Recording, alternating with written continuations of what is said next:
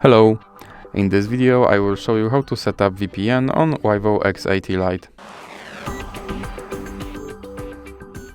So you have to start with opening your Google Play Store application and then click on search bar and type in Turbo VPN and click search. And now select this application and click install. Now you can click open and here click agree and continue.